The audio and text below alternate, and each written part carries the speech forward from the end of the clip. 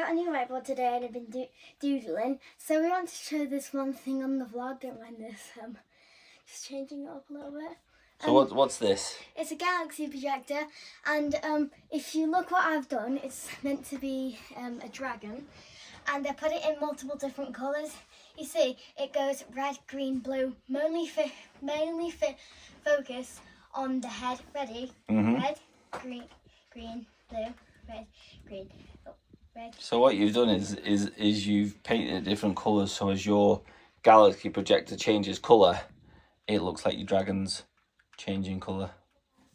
That is super awesome and super creative and super clever. I don't want to wipe it off, but if it stays on there for too long, it could probably stain it. So we're probably doing this video only not for memory, but also for the vlog. Go on, do it one more time. Ready? Boop, boop.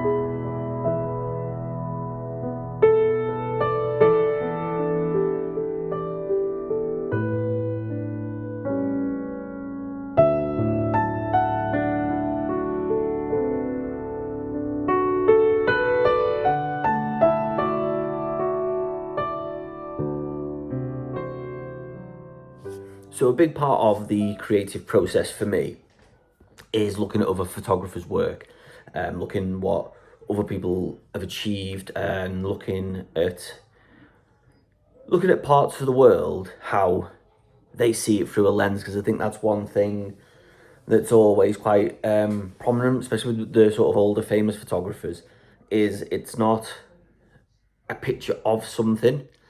What it is it's how something looks through a camera, how something looks when a picture's been taken.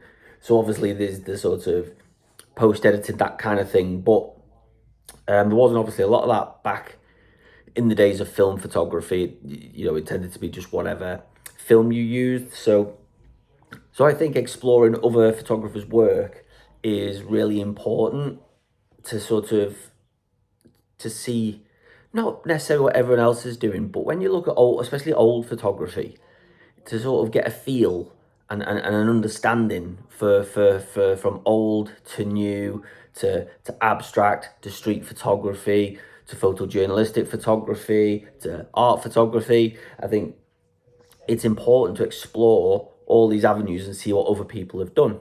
So that brings me on to one of the things I love to do, which is look at old photography.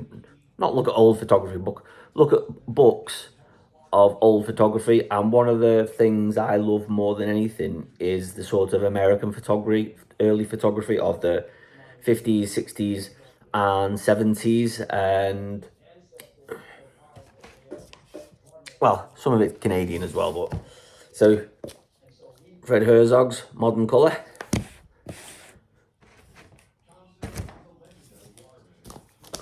Ernst Haas, New York in Colour, that's 1952 to 1962. And then, as discussed already on this channel, Saul Lieter's Unseen.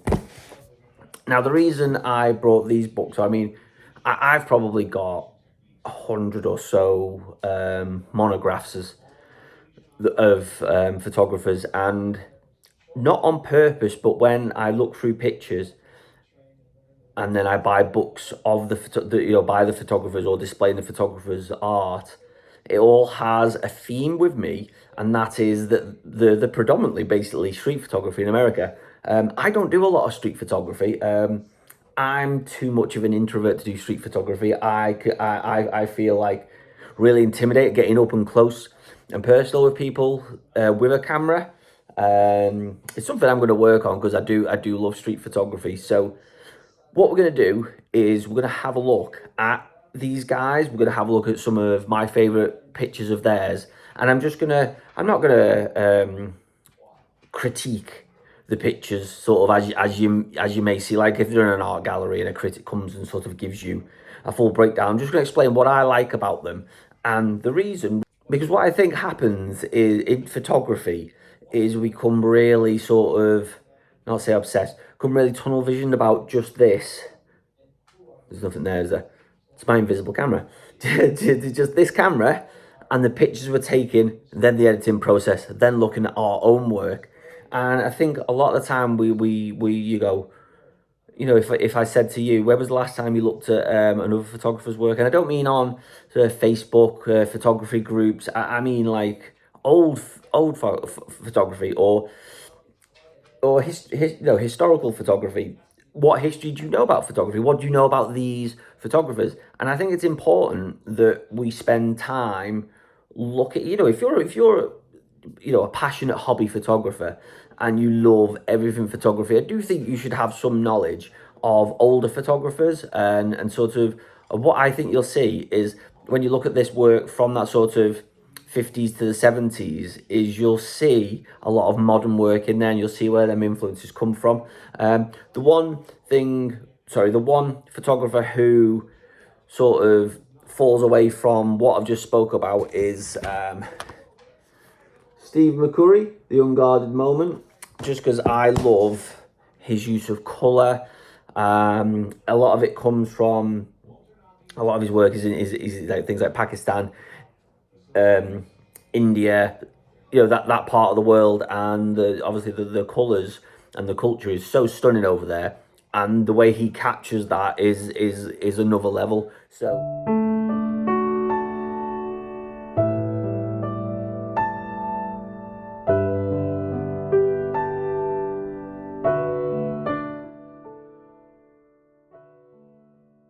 seconds per photo, go.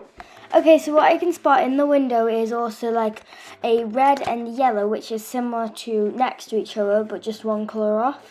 And there's also a lot of things going on, like a bunch of pictures, as well as a random guy who I'm pretty sure is in the rule of thirds there, walking across. How's the photo make you feel? What do you think of the photo? Well, it's quite ominous, and it's quite a mystery. You don't know what's really going on in it. Oh, next photo. Okay, so what I can already spot is like an orange and blue, which are both opposite colours, as well as the tall buildings really bring an attraction to the eye, and I can spot at least almost 2 or 3 in there, which could lean into the rule of odds, and as well as you got kind of like a frame in there to frame the clouds that are in there, to also frame the orange and the blues. Well spotted. And the picture is quite ominous and dark, which is actually pretty good. And next one. Ooh. That guy's in the rule of thirds, because if you put a tic-tac-toe board in, he is directly in one of the lines, as well as there's a yellow thing in the background just for a pop of colour, and there's not a lot to describe about it because it's insanely foggy, so you just have to put your imagination to it and just think as hard as you possibly can. What do you think's going on?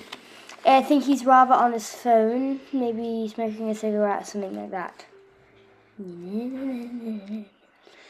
Okay, last one.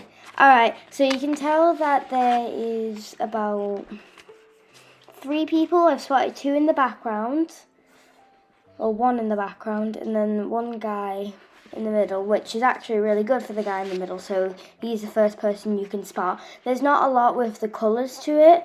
There's only about yellows and oranges, which are still next to each other on the colour wheel. What do you think about the photo, though? Pretty good. Pretty good photo? Yeah. Well done. Thank you. No problem.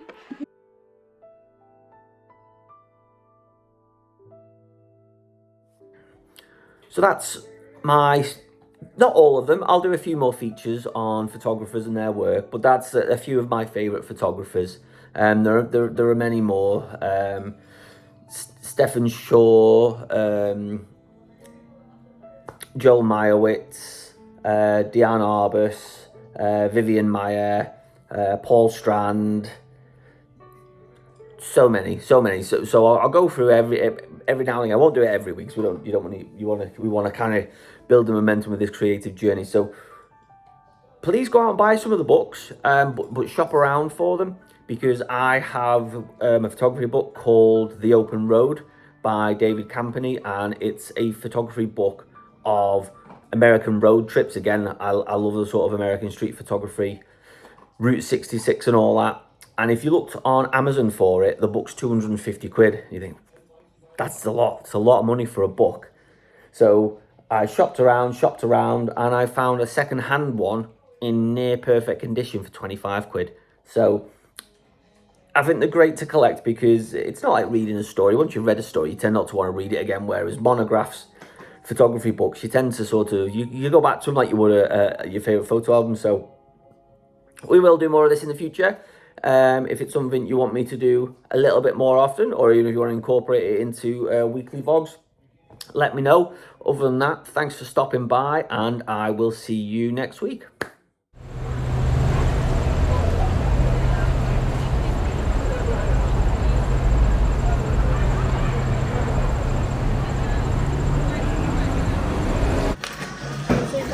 I'm just making like cupcakes, but